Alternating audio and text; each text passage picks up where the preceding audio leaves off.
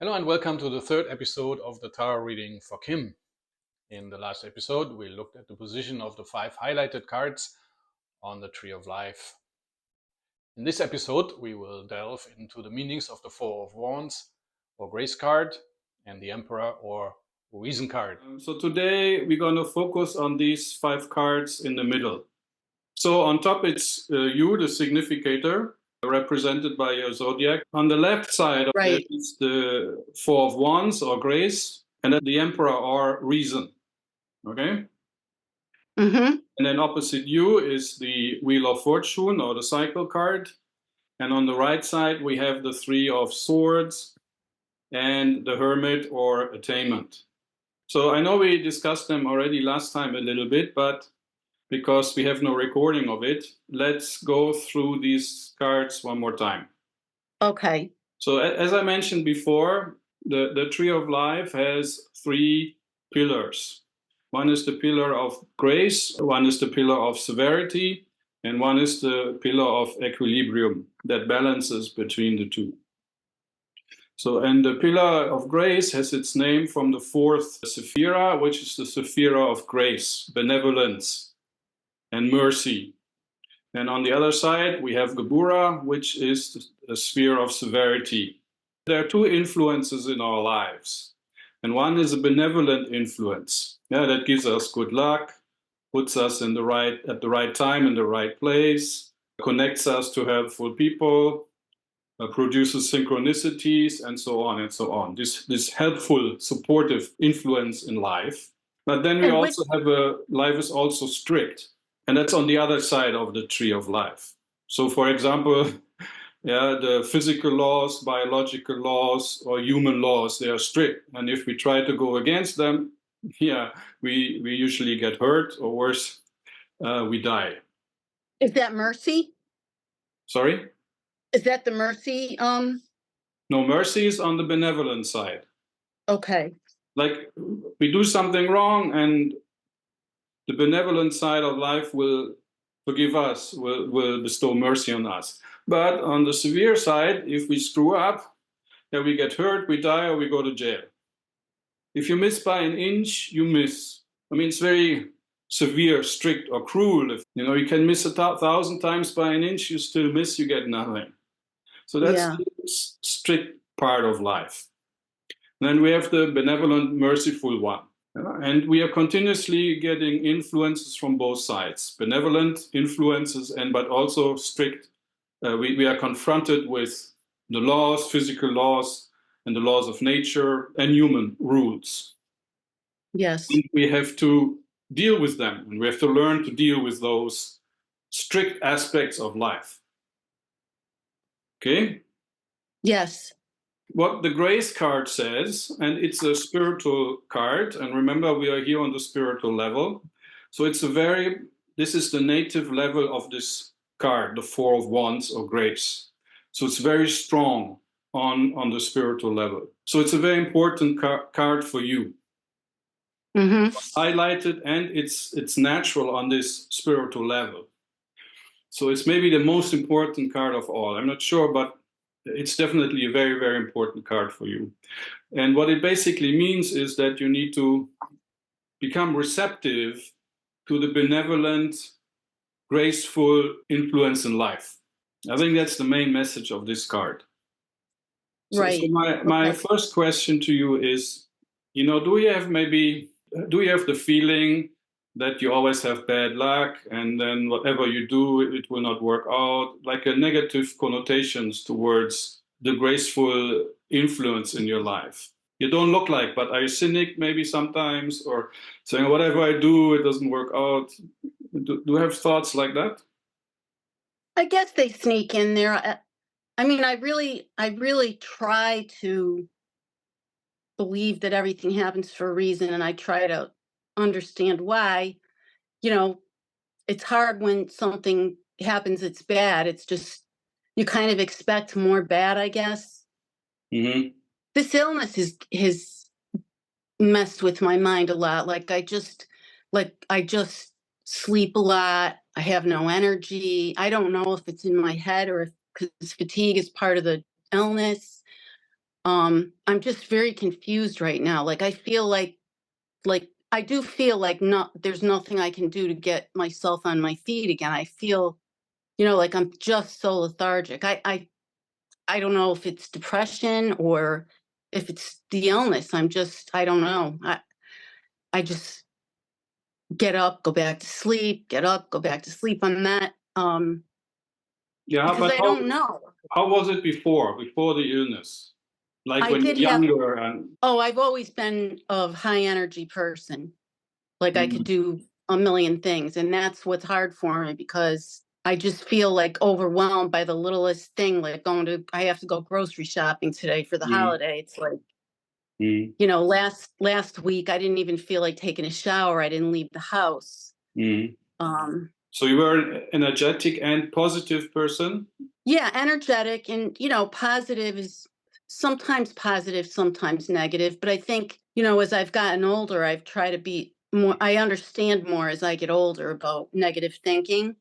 Mm, But, I have fallen into this depressed state, I'm assuming. And like I said, I think it's that I just don't know how, like I'm going to a specialist next month and I just don't know how much of it is in my head and how much of it is real. mm. Okay, So we can get to the discouraged. depression part a little bit later, but I think that's different from what I was asking for. I was more asking for negativity because negativity blocks us from this benevolent influence. Yeah. Hmm. Yeah. So, but you don't seem to be a very negative person, so I don't think that is the problem. If you want to increase the benevolent influence in your life, there's a very simple but very, very, very effective exercise, and that's an appreciation exercise. So every morning after Okay. waking up and every night before going to sleep, you just list all the things you appreciate. You will see if you do this every day, you will add things as you go along.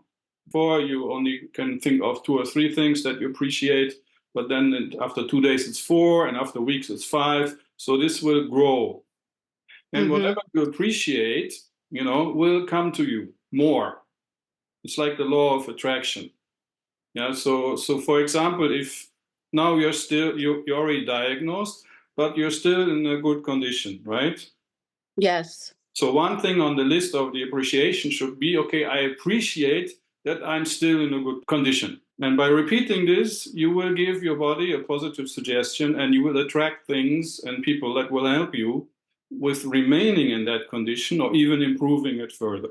Yeah, I do. I believe in synchronicity, and I do a lot of times see signs that I believe are, like things will happen, and I feel like it's Mm-hmm. something that came to me or a blessing, or Mm-hmm. I see synchronicity a lot, and I do notice it when it comes. Like there's a lot of things that, even like meeting someone or finding a class that I like, or finding groups like this, or meeting you. I do find synchronicity in the, you know what I mean? Like Mm-hmm. I do believe things happen for a reason. And if you Okay. look, you know, Okay, that's very good. And this card, Grace card, says very clearly it's a key power of consciousness that will help you to improve your situation. So you should do this more, as much as you can. So whenever you can practice that, and if you see something, appreciate it. Maybe do the appreciation exercise once or twice a day. okay. Okay. Do you have a Yes. question, or can we move on to the next card? No, you can move on. I understand that.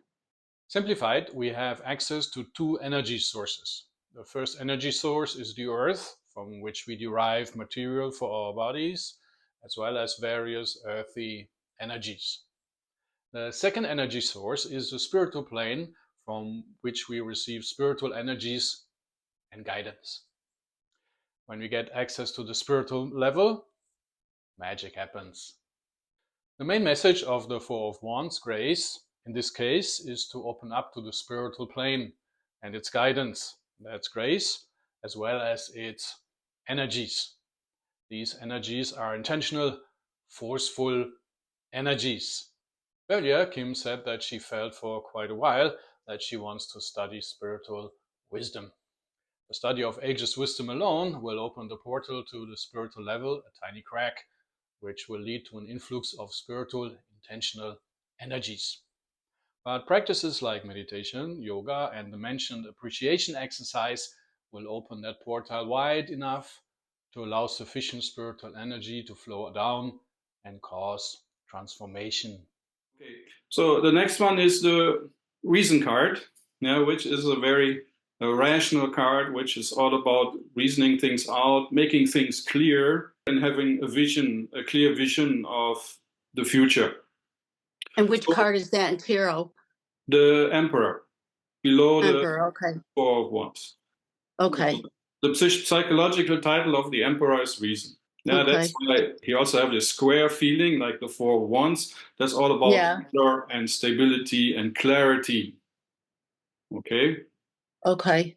On the spiritual level, it actually represents spiritual vision, but I don't think this really can apply to you, because to get to a spiritual vision, you have to practice enlightenment for decades just to get near to a spiritual vision.